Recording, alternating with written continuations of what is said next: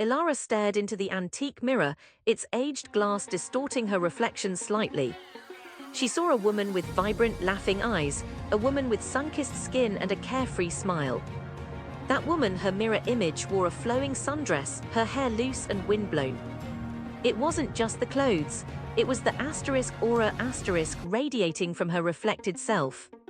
A stark contrast to Ilara's own tired eyes and perpetually rumpled clothing.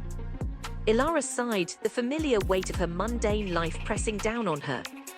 Her job at the dry cleaners was soul-crushing, her apartment cramped and dusty, and her social life, well, non-existent. This reflection, however, exuded a joy Ilara hadn't felt in years.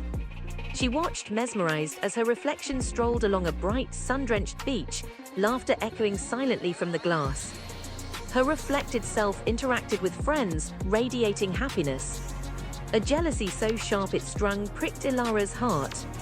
Was this some cruel joke? Why did her reflection get to live the life she yearned for? She felt a surge of frustration, a bitter anger that boiled within her. Days turned into weeks, and Ilara's fascination with her reflection intensified. She found herself spending hours before the mirror, studying every detail of her other self's existence. Each day brought new scenes, her reflection sailing on a bright blue ocean, dining in elegant restaurants, dancing under the stars. Ilara's own world, in stark comparison, felt increasingly grey and suffocating. One night, fueled by desperation and a potent cocktail of resentment and envy, Ilara decided to act. She couldn't bear the constant reminder of her own inadequacies. She had to switch places. She began her research, delving into the esoteric, the bizarre, anything that might offer a solution. She read ancient texts, consulted fortune tellers, and even dabbled in mildly dangerous rituals, all in the hope of finding a way to trade lives with her reflection. Her obsession became all-consuming. She neglected her work, her apartment fell into disrepair, and her already meager social circle evaporated completely. But she persevered. She was convinced that her reflection held the key to happiness, a happiness she desperately craved.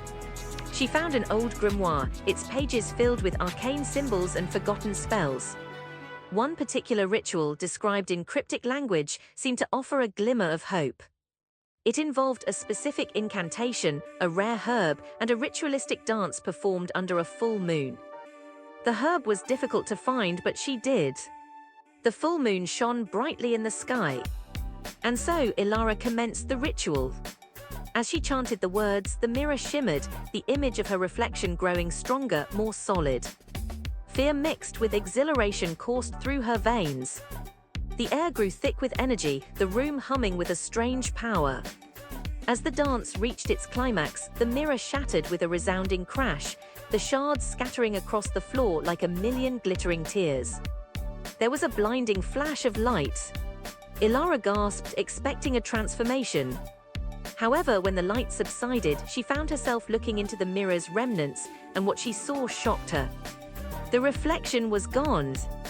Instead of her perfect counterpart, she saw her own face, still tired, still weary, but somehow a little less so. A small smile played on her lips. The ritual had failed, yet it had paradoxically worked. The act of striving, of reaching for something better, had shaken her from her inertia, awakening a spark of hope within her. She picked up a shard of the mirror, a small piece of her former obsession, and saw her image fragmented, not perfect but real. She decided to make her own life better, not escape it. Ilara began small, cleaning her apartment, looking for a new job, and taking small steps to engage with the world outside her self-imposed exile. It was hard work, and the journey was long, but with every small victory, her spirit grew stronger.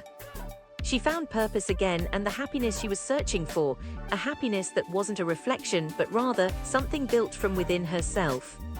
It was, she realized, a far more fulfilling happiness than any perfect reflection could ever offer.